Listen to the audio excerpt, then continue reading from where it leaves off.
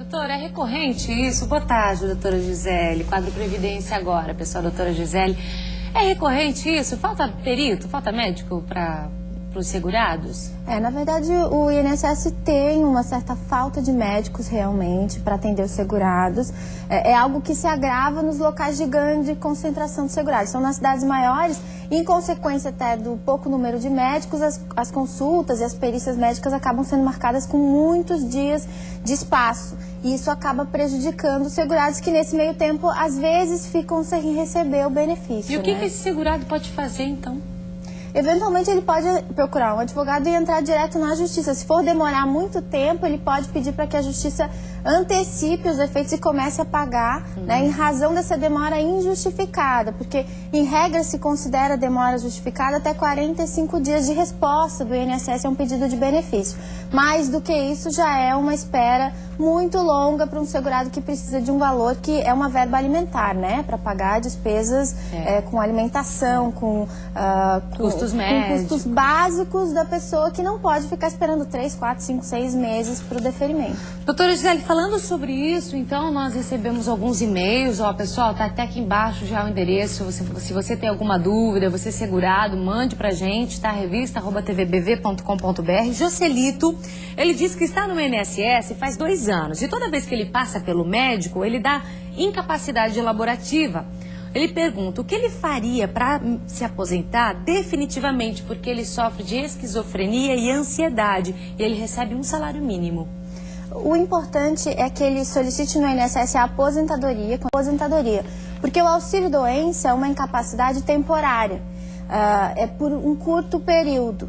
A aposentadoria por invalidez significa que, em regra, não se espera melhora daquele quadro clínico. Então, a pessoa está totalmente incapaz para o trabalho e não tem que voltar tão frequentemente a essas perícias médicas. Se por acaso ele entender que o caso dele é de incapacidade total e se ele tiver laudos, por exemplo, e atestados do seu médico que faz o tratamento, dizendo que ele está totalmente incapaz para o trabalho, que não tem previsão de melhora, que é uma doença já sedimentada, se o INSS não conceder a aposentadoria por invalidez, ele pode pedir na justiça, então, vai ser feita uma perícia médica judicial para analisar se realmente é caso de incapacidade permanente, que daí seria a aposentadoria por invalidez, ou uma incapacidade temporária, que seria o caso, então, de auxílio-doença. Entendi. A Andréia também mandou pra gente dizendo, ela quer saber quais são os deveres de uma empresa quando um funcionário sofre acidente de trabalho.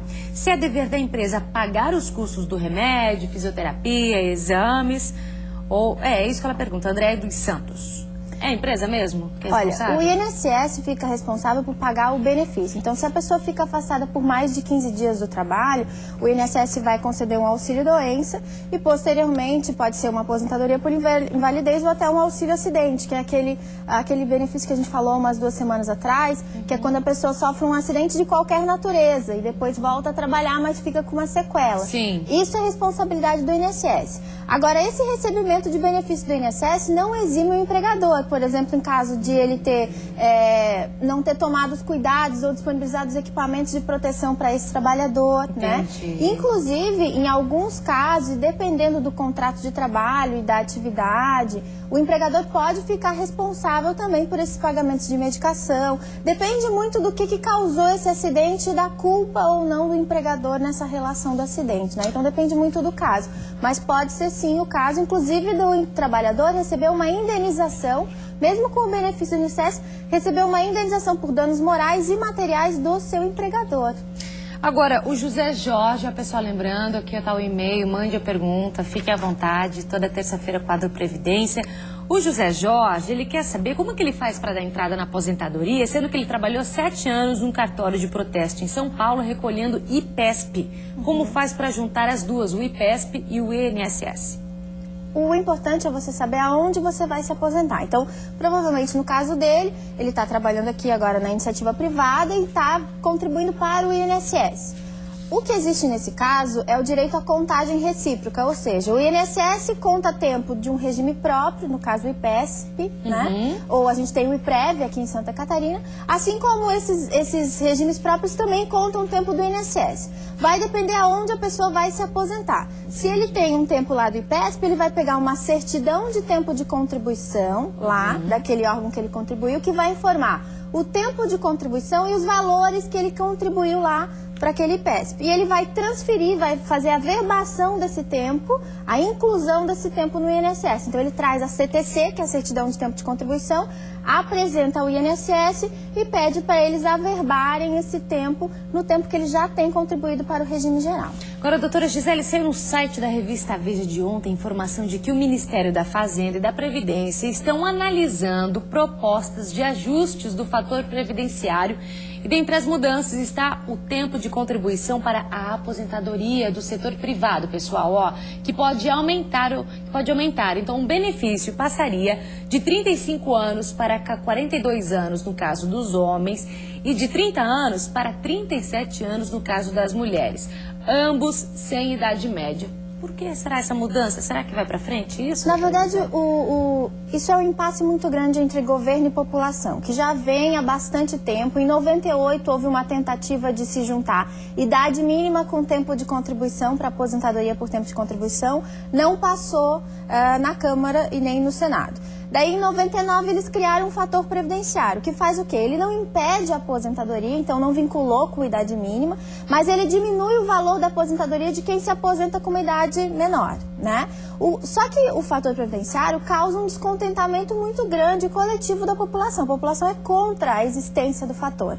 E isso faz com que o governo fique pensando em formas de tentar substituir o fator, mas, na verdade, essa exclusão do fator não vai ser propriamente para beneficiar. Ele oferece tirar o fator, mas aí, nesse caso, ele está contrapondo uma proposta de aumentar o tempo de contribuição, que, na prática, pode não ser vantajoso para o segurado. Com certeza. Porque hoje em dia, o que acontece? Você pode se aposentar, só que tem o benefício diminuído. Na proposta que o governo está trazendo agora, eles vão impedir a aposentadoria antes dos 42 anos de contribuição do homem ou dos 37 anos de contribuição da mulher. Então, hoje, com 35 anos, uma pessoa independente da idade, 35 anos de contribuição, já pode se aposentar se for homem, ou com 30 anos de contribuição, já pode se aposentar se for mulher.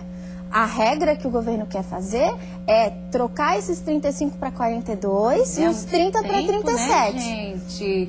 Eu acho que a população deve ficar de olho aberto, porque daqui a pouco a população vai passar uma decisão dessa, é votado, ninguém sabe, quando vê, percebe que teve alteração quando vai se aposentar. Então, acho que é bom a gente ficar bem atento a essa mudança aí, né, bom, doutora? A população ficar bem atenta, porque isso, na verdade, não vai prejudicar quem já está aposentado. Isso é para as populações futuras, né? Para as populações que ainda vão se aposentar. Exatamente. Então, quem já está aposentado está com direito garantido. Agora, quem vai se aposentar tem que ficar muito atento a essas propostas de mudanças, porque quando acenar, nós vamos extinguir o fator. Mas qual vai ser a contraproposta com relação a esse fator? Extinguir o fator? Ok. Mas o que eles vão exigir em troca da população para excluir o fator? Será que vai ser realmente vantajoso? Tem que pensar bem antes de deixar isso acontecer. Tá certo. Obrigada, doutora Gisele. Obrigada por hoje. Vamos agora, então, à Serra Catarinense, no comentário de Paulo Chagas, que destaca um projeto da Amures e que merece destaque em todo o estado. É sobre a necessidade de cuidar das nossas nascentes. Boa tarde, Paulo Chagas. Olá, Nelly, boa tarde. Hoje o meu assunto é sobre meio ambiente. Pois na última quarta-feira eu tive o privilégio de participar de uma reunião na Amures, na Associação dos Municípios da Serra Catarinense, para a escolha de um mascote. Vejam bem, muitas pessoas importantes, até como jurados, para escolher esse mascote e que vai representar um projeto muito interessante aqui na nossa região serrana. Trata-se do Nascentes do Futuro, que propõe exatamente cuidar das nascentes nas propriedades rurais e fazer com que elas tenham vida longa, para que não possam perecer diante dos maus cuidados. E nisso tudo, então, a gente participou da escolha desse mascote, feita a proposição por alunos de toda a região, e assim se dará uma campanha muito forte, inclusive na mídia, para tentar fazer um trabalho de consciência ambiental em todas as propriedades e onde existir qualquer tipo de nascente. A nossa região serrana, na verdade, é uma privilegiada no quesito de água potável, e nós sabemos que, apesar de ter muita água, precisamos protegê-las, e principalmente as fontes, pois nas propriedades rurais se tornam imprescindíveis na vida dessas pessoas, na qualidade de vida das pessoas que vivem nessas propriedades rurais. Enfim, para encerrar nosso assunto, nesta segunda e terça-feira, encontros técnicos do governo do estado aconteceram aqui na Serra Catarinense e para discutir 3 pontos específicos. Na área da administração, o governo aí querendo de forma mais ampla implantar o projeto de lei da mini-reforma administrativa. Também na área da educação, um assunto muito amplo, debatido em função até da greve estadual nos últimos dias. E ainda sobre o pessoal da comunicação, para que todos afinem o discurso de seus textos e assim o governo começar a deslanchar e trabalhar neste novo período que eles querem estabelecer a partir de agora. Tá bom, Aniele? Até a próxima terça-feira. Tchau. Que comenta agora a crise entre as polícias civil e militar diante da repercussão do áudio gravado do tenente-coronel do sul do estado, divulgados esta semana na mídia. Boa tarde, Elaine. Olá, boa tarde, Aniele, boa tarde a todos os catarinenses. O estado de Santa Catarina vive mais um escândalo durante esta semana. A crise entre as polícias civil e militar ganhou patamares em toda a mídia catarinense. Uma gravação de um tenente-coronel do sul do estado, usando palavras de baixo calão para definir delegados, uma juíza e até mesmo um promotor de justiça, sacudiu aí as estruturas do comando da Polícia Militar em Santa Catarina. O comando da Polícia Militar já disse que a fala, não é? As declarações, essa gravação do tenente-coronel do sul do estado não reflete a opinião da corporação e nem do comando da Polícia Militar no estado de Santa Catarina. E o comando da Polícia Civil, o delegado-geral, também disse que acredita que uma situação isolada como essa, de um tenente-coronel, não reflete o posicionamento da corporação, da polícia, da entidade Polícia Militar no estado de Santa Catarina. Isso posto, vale a pena lembrar que não é de hoje que a gente sabe dessas questões de desencontro de ideias e informações nos bastidores, não é? Há um tempo atrás existiu um movimento para a unificação das polícias civil e militar em Santa Catarina. Quem lembra dessa história vai lembrar que também naquela época já surgiram comentários de que isso não aconteceria, porque existe muita divergência entre opiniões de polícia militar e polícia civil. Depois houve inclusive, ou aconteceram, não foi um caso isolado, mas vários outros acontecimentos no estado que trouxeram descontentamento nos comandos, tanto da Polícia Civil quanto da Polícia Militar. Situações em que, por exemplo, a Polícia Militar dizia que era competência da corporação militar, que a Polícia Civil não deveria se meter e vice-versa, que a Polícia Militar também não deveria investigar e que isso cabe à Polícia Civil, enfim. O que a gente espera é que o lado da população seja respeitado, que a gente tenha policiais na rua, que as investigações ocorram com seriedade, como sempre ocorreu, enfim, mas que essa picuinha ou esse desencontro de informação entre as polícias não reflita aqui no cidadão, nas ruas, nas comunidades, não é mesmo? A gente torce aí para que este escândalo da semana seja superado e que nós, cidadãos contribuintes, que afinal de contas pagamos o salário desse pessoal todo, tanto a Polícia Civil quanto a Polícia Militar, não sofremos aí maiores danos, né? Vamos aguardar e torcer.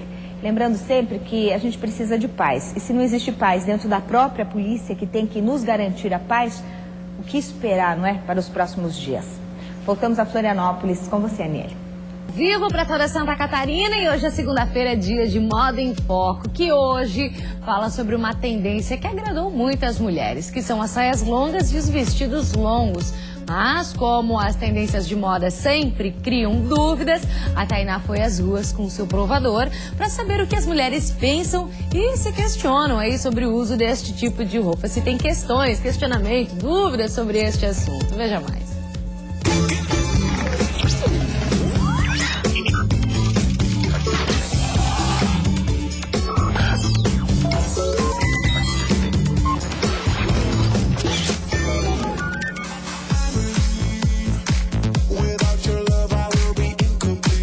Carolina Dickman, Carolina Ferraz, Cleo Pires, Juliana Paz, Talayala, Grazi Massafera.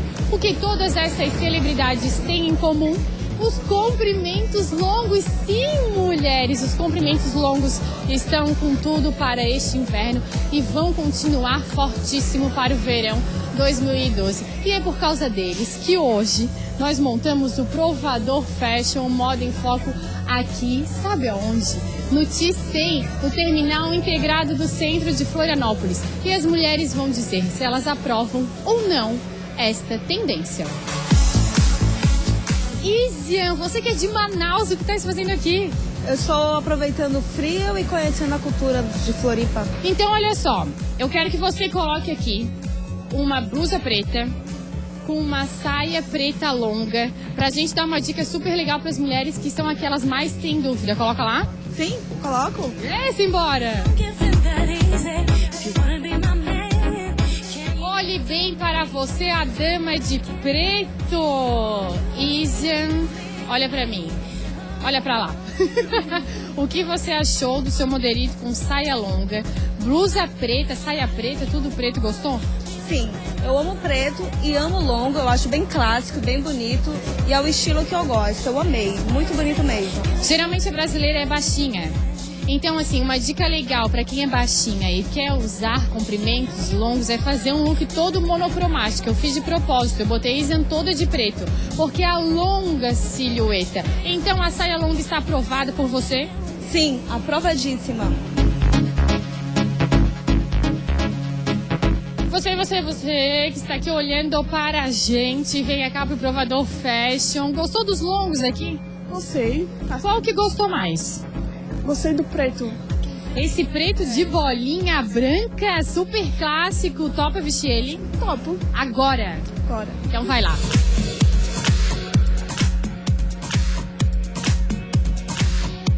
Samanta, mulher, você está com um vestido dificílimo de usar. Dá uma olhadinha. Eu achei que ficou demais. Por quê? Não, primeiro diz o que você achou. Gostou? Adorei. Gostei mesmo. Sério mesmo, porque ele é bem diferente, né? Vamos combinar que não é todo dia que a gente vê um vestido preto de bolinha branca por aí. É verdade. Né? Mas olha só, esse é um vestido realmente difícil de usar. É porque a Samanta, ela tem um corpo longilíneo, comprido. Esse vestido pra baixinha, esquece. E pra gordinha também, porque imagina, a estampa aumenta a proporção do corpo. Não fica legal. Então esse é um vestido pra uma pessoa mais magrinha. Só que existem aquelas pessoas magrinhas e que tem uma barriguinha. Né? Ninguém escapa da barriguinha, né, Samanta? É verdade. Esse vestido é um vestido bom porque, ó, ele marca aqui a cintura, então a gente pode botar a cintura lá embaixo. A gente pode subir essa cintura bem, porque é uma cintura de elástico. E aqui na parte da barriga, ele é frouxinho, então essa é uma boa dica. Samanta, aprova ou não aprova a tendência do longo? Tá aprovado. E agora é a Dona Jussiele, tudo bom? Tudo. Dona Ju, super íntima, posso? Pode. Dona Ju, eu tenho um modelito para você. Esta saia longa de alfaiataria. Ó, isso aqui é um vestido, mas dá pra botar por dentro e fazer blusa. Topa provar esse modelito? Top. Tem certeza que ficasse meio assim, né? É, meio fechado, né? Meio fez a pessoa, tá em pleno inverno. Vai vestir isso aí, vamos ver como é que vai ficar, tá? Pode ser. Então vai lá, simbora. Jussiele vem lindíssima com a sua saia longa de alfaiataria. Se olhem no espelho, Jussiele. Uma dica legal para você, assim, a gente é sempre mais baixinha. E quando a gente é mais gordinha um pouco, que tipo de saia longa que a gente deve usar? Não pode usar uma saia de malha. Porque senão o nosso corpo marca tudo, não marca, fica a coisa mais horrorosa, não dá. Quem é um pouquinho mais cheia tem que usar esse tipo de saia aqui, ó, que é uma saia que o tecido fica mais larguinho, não fica justo, então não vai mostrar nada, vai super disfarçar. Aqui a gente botou uma blusinha de malha para acompanhar.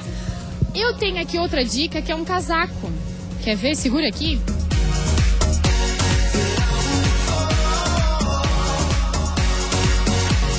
Outra dica é para quem é mais gordinha, mais cheinha, jogar um casaco por cima, porque daí já tampa a barriga também. Então já fica tudo escondido e não tem problema nenhum, não é mesmo? Verdade. Ah, gostou? Gostei. A tendência está aprovada. Aprovadíssima. Olha só, eu adorei. Vim pro terminal integrado aqui do centro de Florianópolis com o Provador Fashion do MIF. Se você gostou e quer que o Provador vá até a sua cidade, mande um e-mail pra gente, modaemfoco@tvbv.com.br, que eu vou até aí e tiro as dúvidas de moda de quem aparecer na minha frente. Beijo!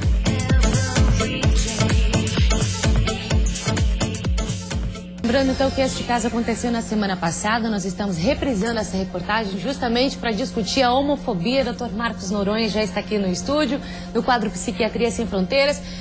Doutor Marcos, este é um caso registrado, mas diariamente a gente sabe que existem casos de agressão, de violência, esse preconceito ainda. E logo esse ano, onde o Supremo, né, liberou o casamento, a união homoafetiva, como é que a gente consegue perceber, entender, raciocinar a violência diante deste preconceito, doutor Marcos? Pois é, as leis mudam a nível mundial. Então, por exemplo, se fala de homofobia hoje, né, mas no Brasil nós temos leis coibindo as agressões ao que é diferente, ao que tem outro tipo de sexualidade e relacionando a homofobia ao racismo. Então, você ter preconceito com um negro ou você ter preconceito com uma pessoa que tem uma opção sexual diferente é um crime. Agora, nem em todo lugar no mundo isso acontece. Tem sociedades, tem países que a homossexualidade, ela é um crime. Ou seja, essas leis vêm para tentar modificar e inibe talvez a reação violenta e lamentável, né? Lamentável até o poder público lá que devia se manifestar, devia procurar saber quem era aquele agente que mal atendeu aquelas vítimas, né? E não se manifestando, né? Se isentando de uma manifestação. Que pena isso aí.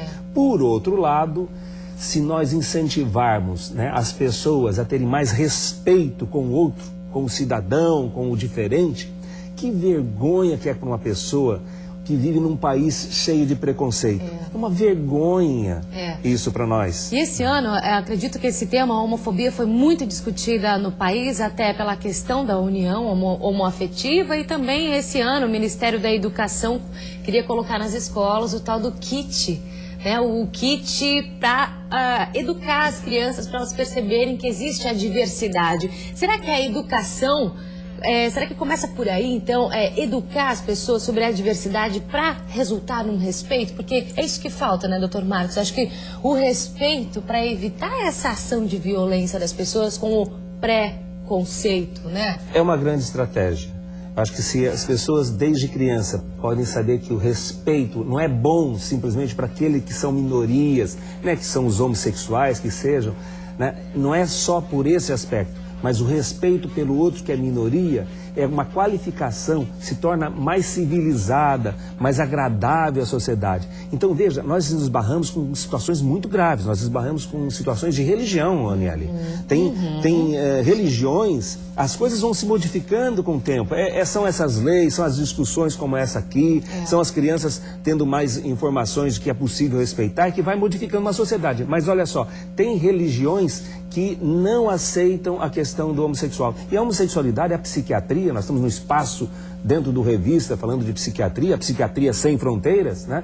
A gente tem que marcar assim, a opção homossexual, ela é muitas vezes determinada geneticamente ou por aspectos psicológicos. O psiquiatra, nem o psiquiatra atualmente deve lidar com preconceito. A Organização Mundial da Saúde mudou isso de um tempo para cá. Nós não consideramos doença a homossexualidade. É uma opção sexual. A gente trata não para mudar o homossexual para ele se tornar heterossexual.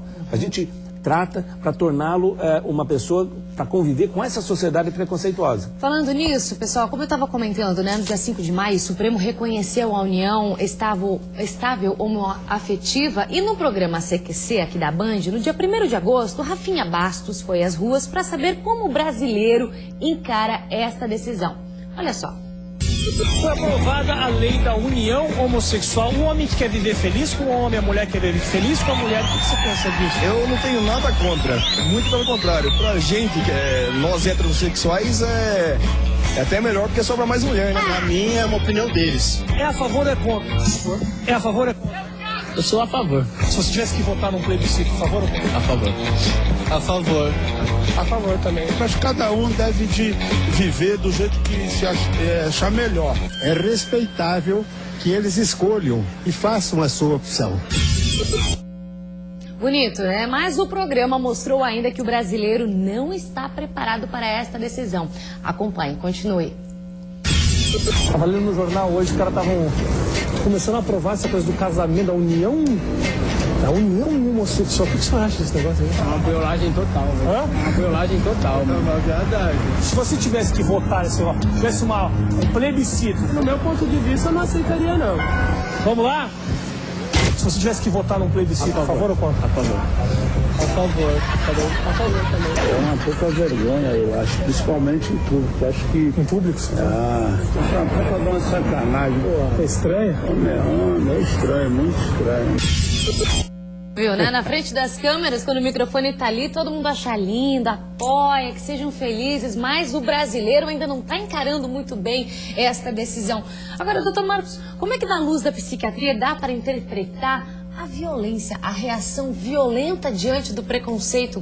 Porque acontece também, como já mataram um índio queimado, esse preconceito. Sim. Agora, os homossexuais estão sendo vítimas constantes dessa violência. Como entender tanta violência porque o outro é diferente, porque ele simplesmente é homossexual? Na psicologia, é um pouco o jargão da psicologia, a gente tem dois extremos, né? Ou é por reação, por medo. Então, como é que é? Eu vejo o homossexual e eu tenho no meu núcleo interno aqui uma homossexualidade que eu tenho medo dela desenfrear, né? E aí eu pego e agrido aquele que pode ser o reflexo contido lá do meu núcleo homossexual. A gente interpreta dessa forma.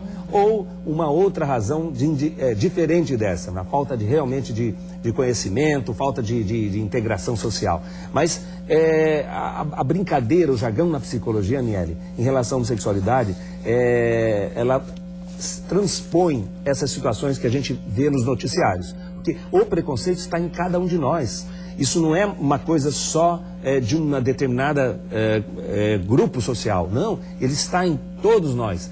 Alguns países mudam isso com a civilização. Então nós temos 80 países hoje onde a homossexualidade é um crime. De alguma forma é punida a homossexualidade. Desde pena de morte, desde prisão perpétua até pequenas penas. Imagina, 80 países no mundo, no planeta, no século XXI. Então, a gente tem que lidar, de alguma forma, através dessas informações, dessas discussões, despertando o respeito que cada um deve ter pelo outro, para a gente diminuir isso, né? E inibindo, através de leis, de que a violência, que não é permitida no Brasil e em muitos países também não é permitido, mas com essa contradição. Falando nisso, já que o Dr. Marcos tocou no assunto, pessoal, nos últimos 10 anos, tramita no Congresso Nacional um projeto de lei que objetiva criminalizar os atos de homofobia no Brasil. O tal projeto foi proposto pela então deputada federal Yara Bernardi em 2001. No final do ano passado, o projeto foi arquivado em razão de não ter sido votado até o fim da legislatura. No início deste ano, a senadora Marta Suplicy desarquivou o projeto de lei e é atualmente a relatora do mesmo. Bom, o projeto ainda é alvo de forte pressão popular. De um lado, os representantes de entidades de defesa dos direitos dos homossexuais exigem, é claro, a sua aprovação. Do outro, a bancada religiosa. Ela teme a pena de 3 anos de detenção para quem praticar e induzir preconceito. Uma vez que, não raro, a homossexualidade é condenada pelas igrejas. Enquanto segue a discussão sobre a constitucionalidade da lei, nós queremos saber então a sua opinião. Você de casa, concorda com uma lei anti-homofobia? Entre no nosso portal de voz, do portal da TVBV, tvbv.com.br, nosso site. Vai lá, dê a sua opinião, sim ou não. Você concorda com uma lei anti-homofobia? Acesse, dê a sua opinião, dê o seu voto, ela é muito importante para nós. Amanhã, no programa Revista, a gente dá o resultado da enquete. Aniele, só para esclarecer, homofobia é um neologismo, foi criado há pouco tempo essa terminologia. Então, homofobia é em relação aos homossexuais, em relação aos homossexuais masculinos e femininos, em relação às minorias que optam por questão da sexualidade de uma forma diferente da heterossexualidade, que é o papai e mamãe, né? Entendi. Tá Doutor bom? Marcos, obrigada por hoje, viu? Então, até a próxima psiquiatria. Até semana que vem, psiquiatra. Um mutirão do governo do estado que pretende realizar mais de 20 mil cirurgias eletivas até o fim de 2012 e que foi divulgado na mídia, não está ainda acertado com os hospitais do estado. Isso porque parece que não houve um acordo oficial com as entidades e profissionais da área da saúde.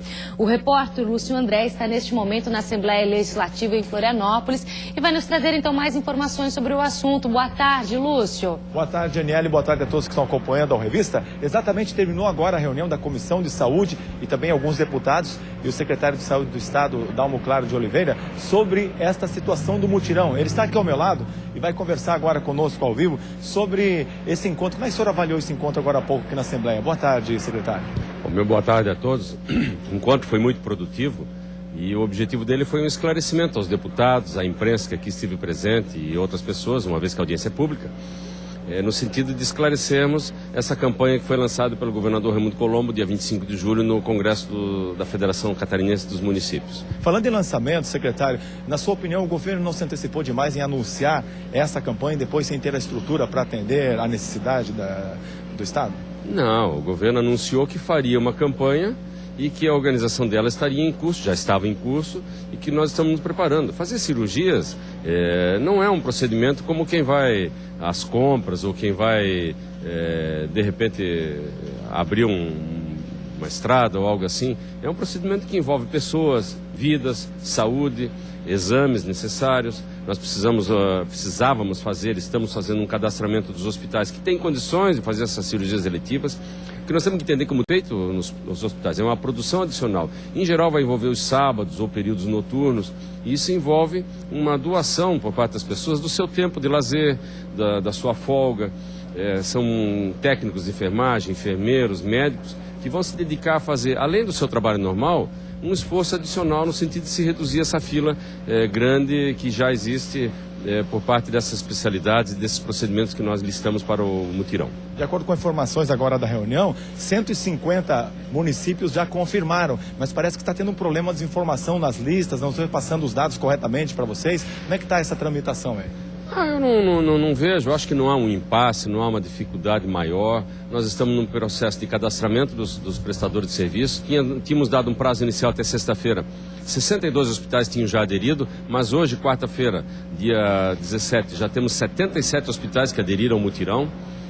Apesar das críticas de que o valor eventualmente seria baixo, mas na verdade nós estamos usando a tabela do SUS, que é uma tabela do Ministério da Saúde, para essas cirurgias, e estamos estipulando ainda um prêmio adicional para a realização delas, equivalente a R$200 por cirurgia, e mais R$250 por cirurgia que seja feita pela técnica de vídeo cirurgia.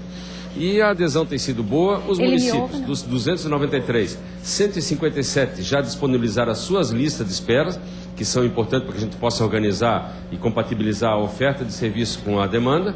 Eu acredito que em breve mais municípios vão também fazer isso. Eu não vejo nada de anormal. Não há, da nossa parte, nenhum estresse, nenhum impasse em relação a isso. Secretário, tem uma pergunta do estúdio para essa pessoa. Pode falar. Né? Isso, eu gostaria de fazer uma pergunta para o secretário. Com esses com esses médicos, equipe da saúde que vão fazer as cirurgias agora neste mutirão, vai faltar médico para atendimento regular dos hospitais? Secretário, a pergunta que a Aniele faz para o senhor nesse momento é, por conta do mutirão, vai faltar médico para atender às necessidades aí desta lista?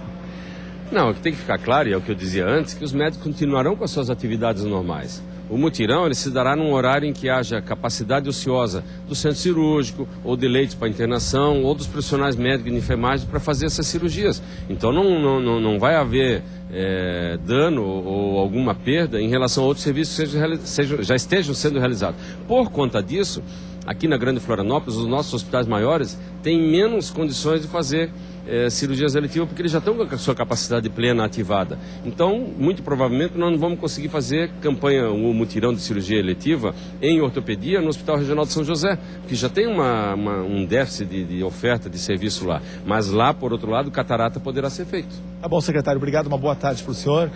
Tá certo, só para lembrar, o mutirão, Aniele, ele deve contemplar várias áreas aí, como cirurgias de catarata, adenoide, amígdalas, ainda o joelho, ombros, vesícula e hérnia. É com você, Aniele.